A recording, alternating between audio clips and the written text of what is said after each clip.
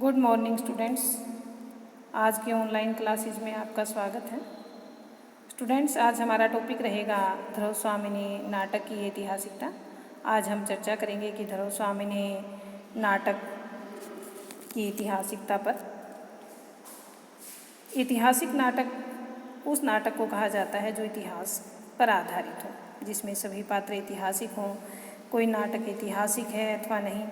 Students, इस बात का निर्णय करना इस बात पर निर्भर करता है कि क्या वह नाटक ऐतिहासिक पात्रों से संबद्ध है या नहीं, या उस नाटक की जो घटनाएं हैं या प्रसंग हैं इतिहास से सम्मत है या नहीं, या नाटक में चित्रित समय और स्थान इतिहास से मेल खाते हैं या नहीं। जब हम किसी नाटक को इन बिंदुओं पर परख कर देखते हैं तभी हम इस निष्कर्ष पर पहुंच पाते हैं कि कोई नाटक ऐतिहासिक है अथवा काल्पनिक। स्टूडेंट्स, ध्रुव स्वामिनी नाटक एक समस्या प्रधान नाटक रहा है। इसमें लेखक ने प्राचीन इतिहास और उसमें अपनी कल्पना शक्ति के द्वारा शक्तिशाली जो राज्य अध्यक्ष की समस्या है, नारी समस्या, विवाह की समस्या आदि इस प्रकार की जो सामाजिक जो समस्याएं हैं, उनको वर्तमान परिप्रेक्ष्य में इसके निराकरण के लिए के साथ साथ देशभक्ति, त्याग एवं उदारता, नारी सम्मान, प्रेम भाव आदि के बढ़ावे का संदेश भी दिया है। परंतु जब हम इस नाटक को ऐतिहासिक प्रदर्शन करने वाले बिंदुओं पर कस कर देखते हैं तो हमारे सामने यह निष्कर्ष निकल कर आता है कि यह नाटक एक ऐसा नाटक है जिसमें ऐतिहासिकता के साथ कल्पना का भी सुंदर समन्वय लेखक के द्वारा किया गया है। स्टूडेंट्स, अब हम जिन बिंदुओं के आधार पर हम ध्रुव स्वामिनी नाटक की ऐतिहासिकता की परख जानेंगे, उन बिंदुओं पर हम यहाँ चर्चा करेंगे। सबसे पहले है कि घटनाएं एवं प्रसंग।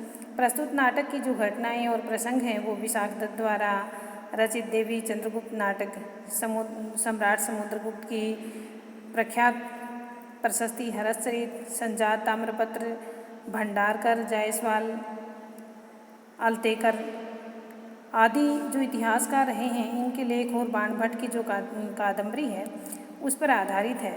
स्टूडेंट्स, इन सभी पुस्तकों और लेखों के कथनों के आधार पर हम ध्रुव स्वामिनी से संबंधित जो इसकी कहानी है उसके बारे में चर्चा करेंगे कि समुद्रगुप्त गुप्त वंश के प्रतापी राजा रहे हैं। उनके दो पुत्र थे, रामगुप्त और चंद्रगुप्त। गुप्त वंश जिस प्रकार प्राचीन जो परंपरा रही है कि राज्य का जो बड़ा पुत्र होगा, जो राजा का बड़ा पुत्र होगा, वो राज्य का उत्तराधिकारी बनाया जाएगा। लेकिन स्टूडेंट्स, गुप्त वंश में इस प्रकार का नियम नहीं था, तो वहाँ राज्याधिकारी जहाँ ज्येष्ठ पुत्र को ही बनाया जाए।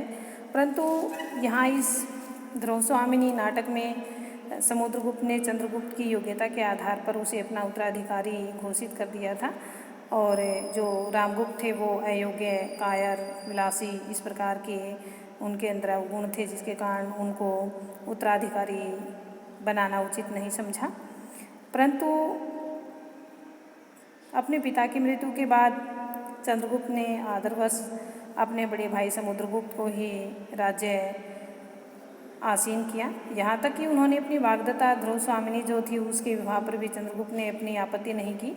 जब शक राज ने युद्ध संधि के प्रस्ताव को ध्रुव स्वामिनी के लिए मांगा और रामगुप्त ने इसका कोई विरोध नहीं किया, तब जाकर कहीं चंद्रगुप्त अपने अधिकारियों के प्रति जागृत हुए और उन्होंने शकराज को मारकर रामगुप्त को भी मृत्यु के हवाले किया और ध्रुव स्वामिनी से समविवाह कर लिया।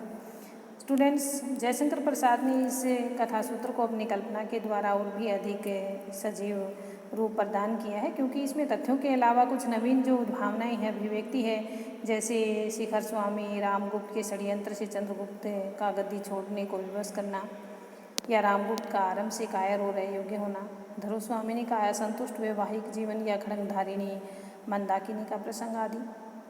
इस प्रकार ध्रुव स्वामिनी नाटक में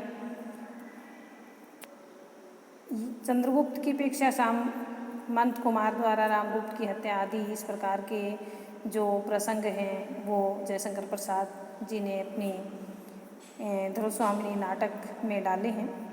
स्टूडेंट्स, दूसरा जो ऐतिहासिकता जो बिंदु है वो है पात्र, जिसके आधार पर हम ध्रुव स्वामिनी नाटक की ऐतिहासिकता पर चर्चा कर रहे हैं।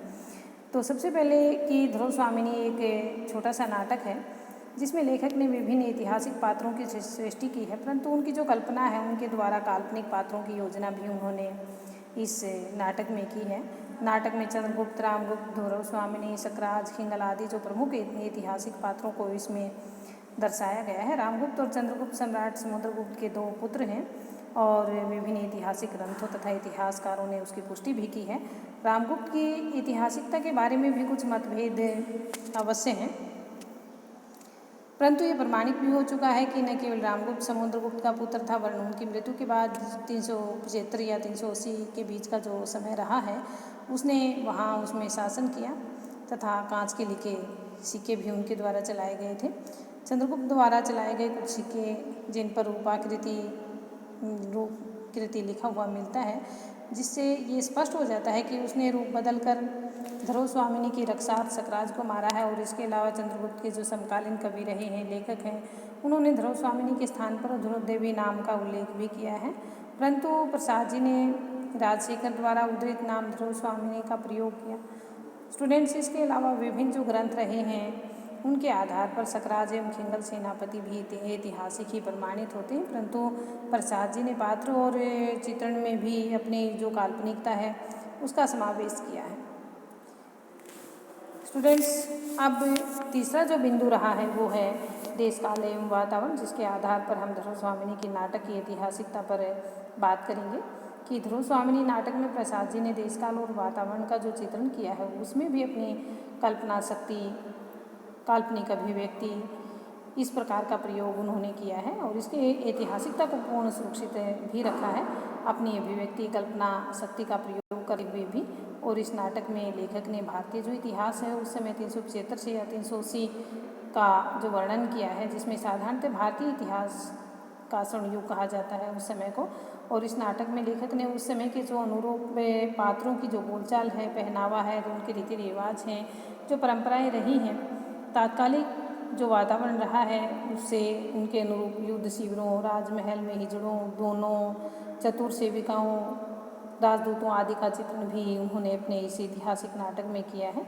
लेखक ने इस नाटक में तात्कालीन सामाजिक और राजनीतिक जो परंपरा रही है उस पर भी प्रकाश डाला है। जैसे एज ए एग्जाम्पल ये कहा जाए कि विवाह, मोक्ष, पुनर्विवाह की समस्या, राजा द्वारा अपना उत्तराधिकारी स्वयं चुनने, पराजित राजा द्वारा विजयी राजा को प्रसन्न करने के लिए धन दौलत के साथ राजकन्या को उपहार में देना, या राजकन्या होने प्रांतियों जो निर्णय है वो प्रजा प्रसिद्ध द्वारा देना, ज्योतिष व धर्म संबंधी जो अंधविश्वास है उनको प्रकट करना आदि का सजीव वर्णन उन्होंने अपने ऐतिहासिक नाटक में किया है। हालांकि इन सभी वर्णनों में कुछ जो घटनाएं हैं वो काल्पनिक होने के कारण उनकी कल्पनाशीलता भी शामिल है, परंतु इसमें इस नाटक में ऐतिहासिकता की कोई स्थिति नहीं पहुंची है, अपितु इनके माध्यम से इसका जो सौंदर्य है और भी अधिक निखर कर आया है। स्टूडेंट्स, प्रस्तुत जो नाटक है ऐतिहासिक नाटक रहा है ध्रुव स्वामिनी, इसमें ऐतिहासिकता तथा कल्पना का सुंदर समन्वय है।